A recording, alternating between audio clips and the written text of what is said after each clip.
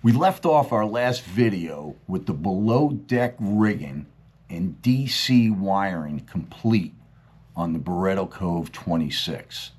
We started up front and worked our way through the rigging and wiring of the bow thruster, the freshwater and saltwater washdown systems, the batteries, the battery management system.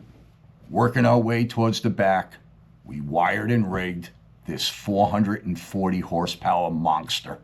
Two of the things that we need to complete at this point is fabricating the exhaust system and installing the jack shaft. This morning, Gary and I are going over the exhaust for the outdrive on the Volvo. This needed to be cut. Sections need to be taken out for it to fit with the jack shaft in our configuration. So Gary's going through the process of making that happen. The metric, definitely. I don't know. There's some in the box.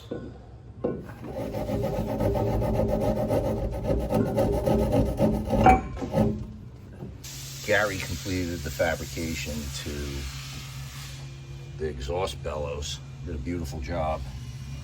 Saw him earlier welding that together, shortened it. From here, we're going to continue into a fiberglass exhaust tube, and we'll carry that right up to the riser.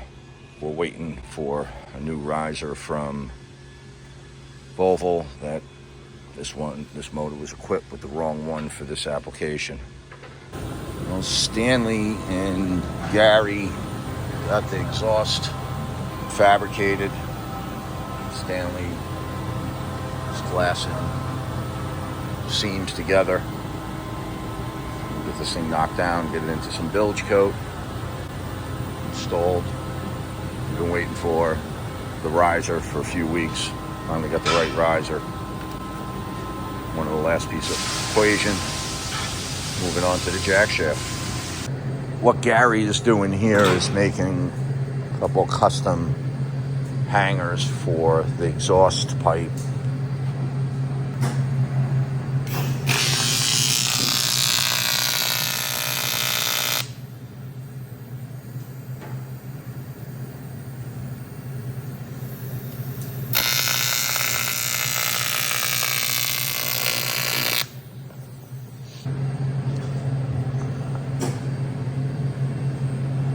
This morning I'm catching up with Gary, putting the final touches on the exhaust system, fabricated up the exhaust pipe over the past couple of days. Gary's getting it installed. We need to get this installed. We need to fabricate bracket for the drive shaft. A little bit of early Christmas. Have the jack shaft in the house. Well, this morning Gary and I are working through fabricating the bracket for the carriage bearing. We got to get our height right, and then we'll make brackets that come straight up, and we're going to through bolt right through the stringer. All right, so we definitely need 8-inch bolts, because you're not, I mean, if that's 7.5, you don't have enough to go through a plate. 1/4 inch plate, and then enough. All right, so I'll get some 8-inch bolts. You want to see a piece of artwork. Look at this thing. This is not only the bracket that holds the carriage bearing. We made it out of channel, so this is also going to act as a cage for catastrophic reasons. And we can't leave it in aluminum. We got to paint it. So bring it in the spray booth tonight so I can spray it and we can install it tomorrow. I think that turned out to be a pretty good decision, huh? Bringing a little UNC blue right to the heart of Fast Times.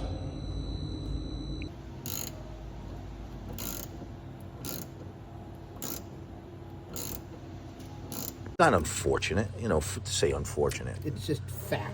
Yeah, it's fact. We put the exhaust on and hung all the rigging, but that's like a pre-dry run. You know, you got to do that. So we did the pre-dry run of it.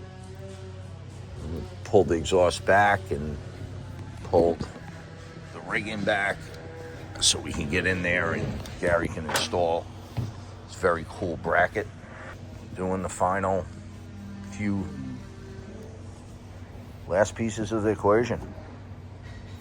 And then me and you are going to focus on a deck for the next week or two. With the exhaust fabricated, installed, jack shaft complete, I'm moving on to rig and wire the underneath of the console of the Volvo and electronic components. Gary has 2 more things to fabricate. Custom swim platform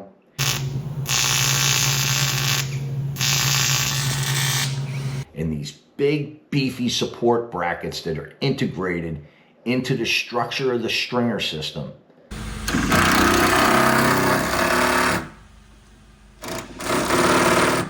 Mikey is going to continue to finish up on the DC wiring panel so we can get that installed in the console. We're inside the console to the 26, and I am working through the rigging on the motor package. I have the components installed. They work off of, literally including NEMA, there's 4 networks. Network for the steering, network for the auxiliary, and the network that they call the bus. Those all interlink. So blue is bus, that's accessory, and then the brown is steering.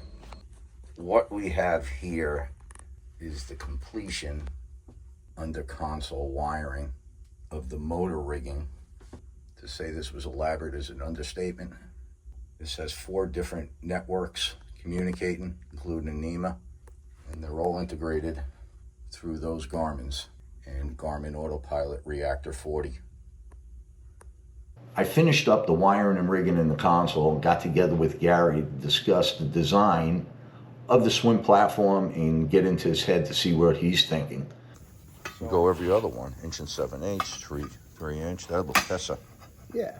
Wicked pissa. And then for the mounts, I have nice angle pieces, these angle mounts that would go underneath so you won't see them to the transom.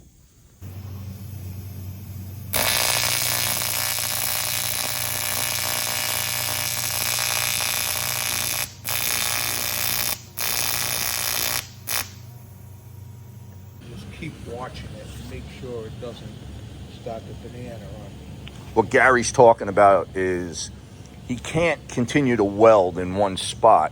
He actually has to go from one end to the other and even flip it upside down, because if not, welding in one area for a long period of time, this thing, like you just said, will start to banana. It'll start to bend because of the heat.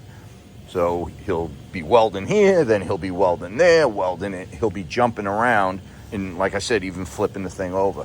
If it does start to curl on me a little bit, I'm going to stop And get out your hammer. and get out the big mother dead weld.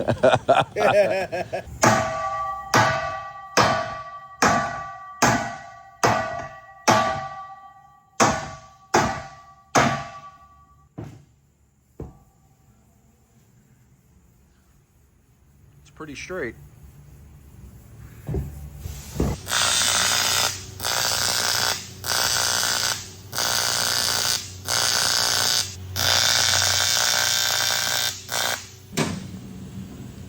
Hot, hot, hot.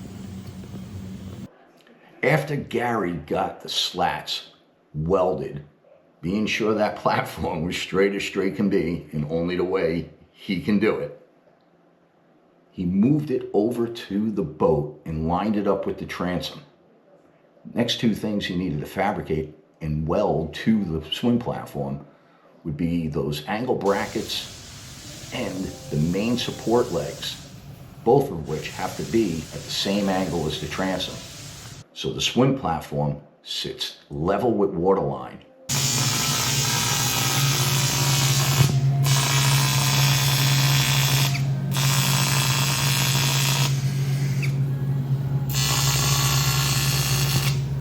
This morning, Gary is finishing up the last of the welding on the swim platform. The elder, the master, Mr. Gary Wilson. Huge part. Making it Metan.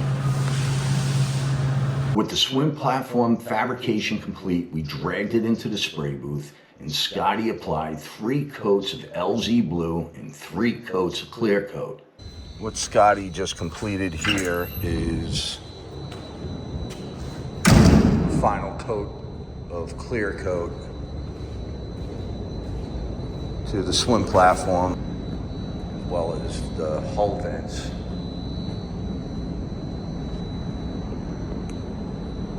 I don't know, man. More I see it just in the straight color, more I like it. So now the swim platform is ready to be installed on the vessel. Gary and I had one more thing that we needed to fabricate before we can put the deck liner in the boat, and that is those beefy support brackets that's going to hold the console, T-top, through bolted right into the structure of the vessel. Over the years, we've seen manufacturers through bolt T-tops, consoles, leaning posts through the deck with backing plates or oversized washers. However, the deck not mechanically or chemically connected to the stringers. These supports are tied in directly to the stringer system by tapping into the G10 composite embedded in the stringers. Gary's doing here is tapping G10 composite that he will be mounting the hold down brackets. In our opinion, single strongest adhesive on the face of the planet, next to Plexus. Gary will be installing it with 3 5/16 through bolts.